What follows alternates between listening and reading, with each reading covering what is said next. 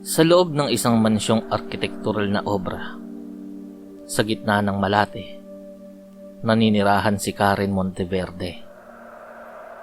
Ang kanyang pangalan ay kasing tunog ng pilak at ang kanyang titig ay kasing lamig ng bakal. Para kay Karen, ang mundo ay nahahati lamang sa dalawang uri ng nilalang, ang mga nag-uutos at ang mga sumusunod.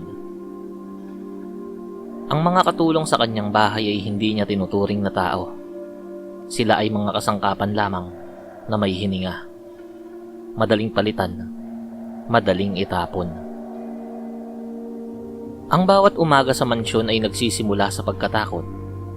Si Maria, isang batang babae mula sa Samar, ang pinakabago sa listahan ng mga biktima ni Karen.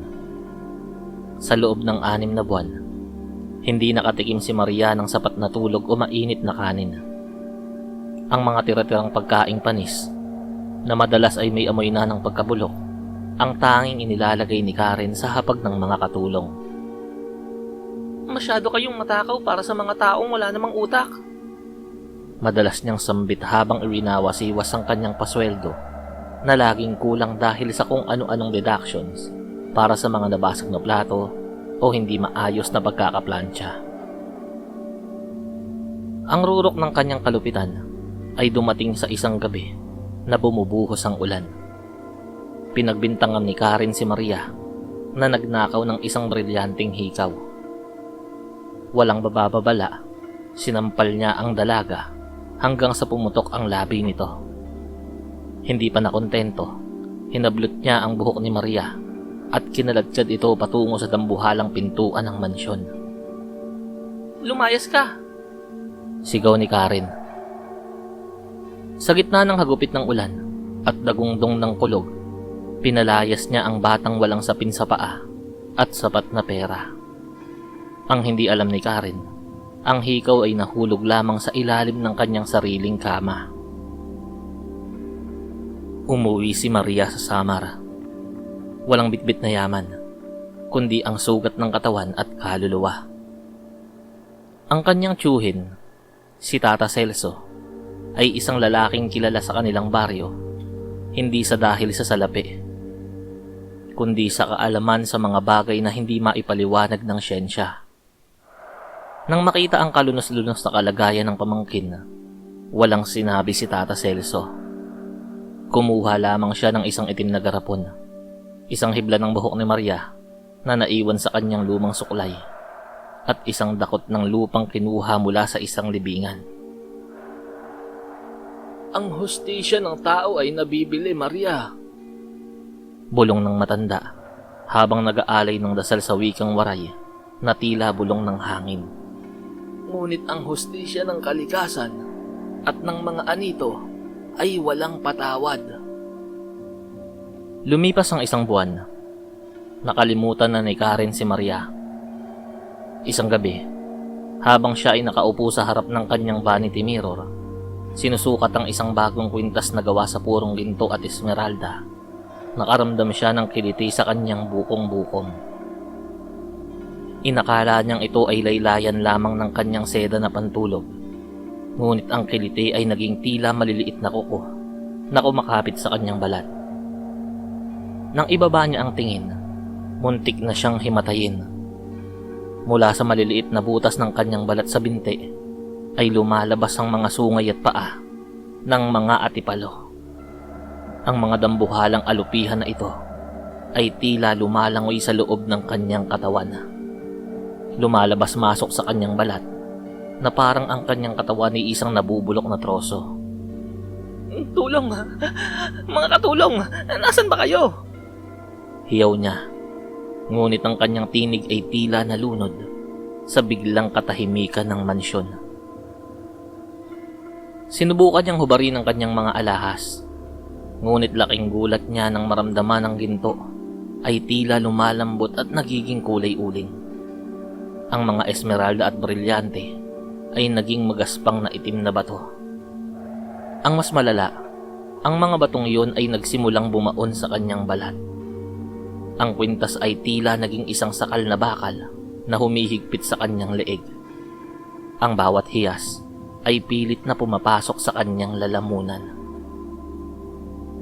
Sa gitna ng kanyang pagkataranta, napansin ni Karen na ang paligid ay unti-unting dumidilim. Hindi dahil namatay ang mga ilaw, kundi dahil sa isang hapde na hindi niya pa kailanman naramdaman sa buong buhay niya.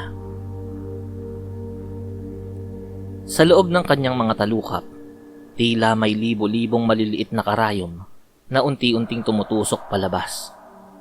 Bawat kurap niya ay isang pagpapakasakit. Ang bawat patak ng kanyang luha ay hindi na tubig, kundi malapot na itim na likido na may amoy ng kanal. Ang kanyang paningin ay nabalot ng anino hanggang sa ang tanging makita na lamang niya ay ang imahe ni Maria. Basang-basa sa ulan, umiiyak at nakatitig sa kanya ng walang kakurap-kurap. "Patawad, ibibigay ko sa iyo ang lahat. Ang pera ko, ang mansyon na to." Pagsusumamo ni Karen habang gumagapang siya sa malamig na sahig na marmol. Ngunit ang sahig ay hindi na makinis. Ito ay naging tila putikan. Ang kanyang marangyang silid ay napuno ng amoy ng panis na pagkain. Ang mismong amoy na ipinakakain niya sa kanyang mga katulong sa loob ng maraming taon. Ang gutom na naramdaman ni Maria ay biglang lumipat sa kanya. Isang gutom na tila kumakain sa kanyang mga bituka mula sa loob. Makalipas ang 3 araw, ang mga kapitbahay ay nagsimulang magreklamo dahil sa masangsang na amoy na nagmumula sa mansyon ng mga Monteverde. Nang sapilitang buksan ng mga otoridad ang pintuan, ang bumadya sa kanila ay isang eksenang hindi malilimutan ng sino mang makakakita. Wala na ang maganda at matayog na si Madam Karen. Sa gitna ng marangyang master bedroom, may isang nilalang na gumagapang. Ang kanyang balat ay tila isang tagpi-tagping basahan dahil sa mga butas kung saan lumalabas ang mga insekto. Ang kanyang mga mamahaling alahas ay nakabaon na sa kanyang bungo at dibdib. Tila mga itim na bukol na hindi na matatanggal.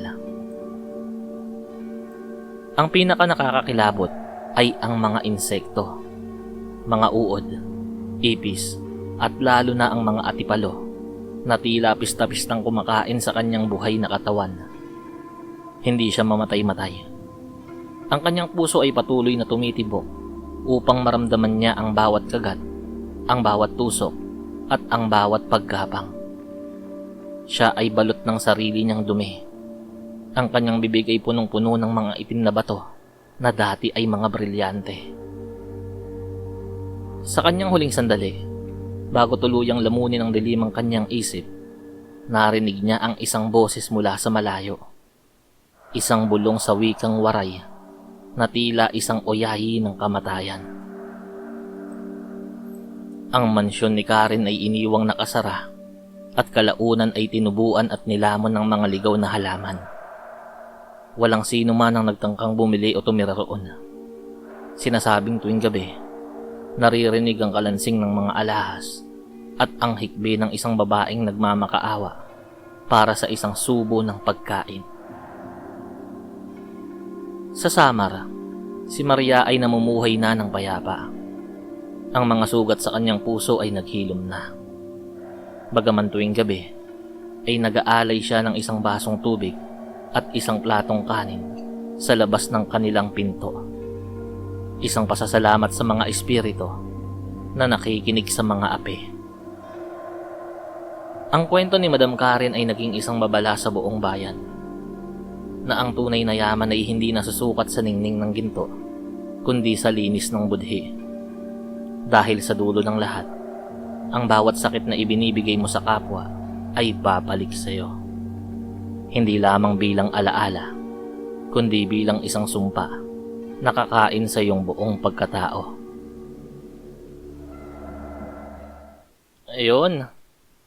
Kung umabot po kayo dito sa dulo ng kwentong to, nakikiusap po ako na pakilike po yung video natin dahil malaking bagay po talaga to sa akin para makagawa pa po ako ng mas maraming kwentong katulad nito.